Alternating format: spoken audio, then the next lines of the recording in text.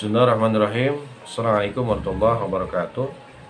Sahabat sekalian, pada kesempatan kali ini saya akan menyampaikan tentang bagaimana hukumnya seorang laki-laki menikah dengan wanita yang sedang hamil.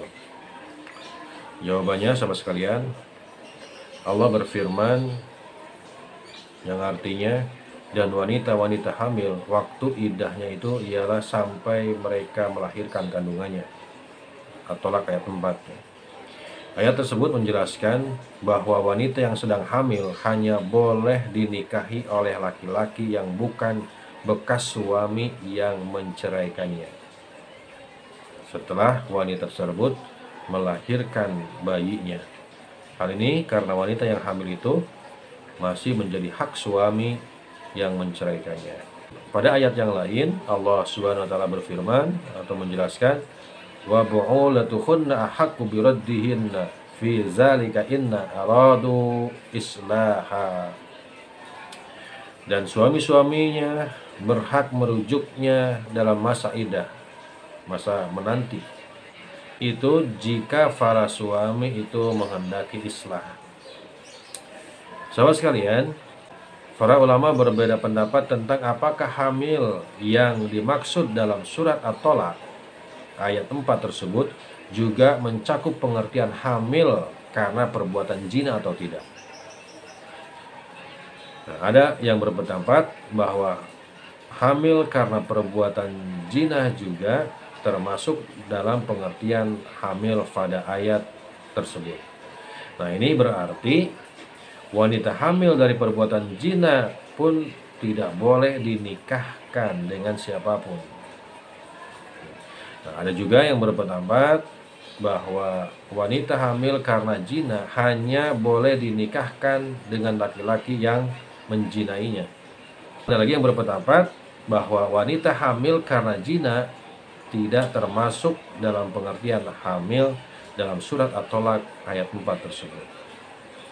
Sahabat sekalian, ada baiknya kita kutip keputusan yang terdapat dalam kompilasi hukum Islam bab 8 pasal 53 ayat 1-3 yang berbunyi, pertama, seorang wanita yang hamil di luar nikah dapat dikawinkan dengan pria yang menghamilinya. Ayat pertama.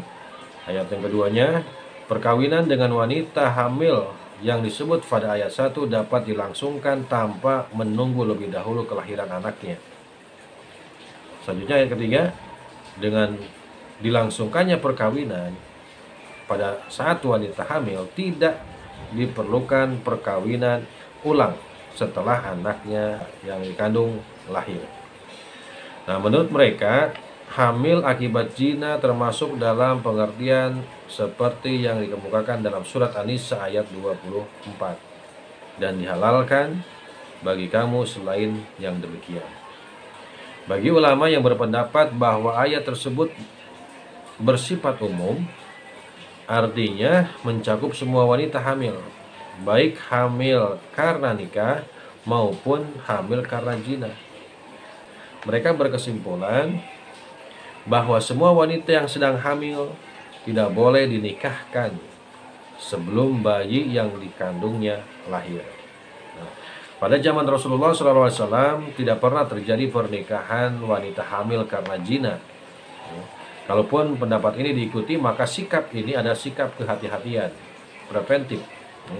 Dengan sikap tersebut, maka bebaslah yang bersangkutan dari adanya was-was, keraguan, dan bebas pula dari perbedaan pendapat tersebut.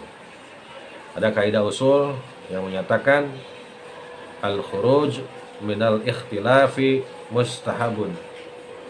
Keluar dari perbedaan pendapat adalah langkah yang terbaik. Juga sabda Rasulullah SAW sebagaimana yang diriwayatkan Imam Tirmidzi, Rasulullah bersabda, la yablugul abdu ayyakuna minal muttaqina hatta yada'a ma la ba'sa bih. Seseorang tidak akan mencapai tingkat takwa sebelum dia meninggalkan apa yang tidak terang, yang masih diragu-ragukan, supaya dia menjauhi apa-apa yang jelas dosanya. Wassalamualaikum warahmatullahi wabarakatuh.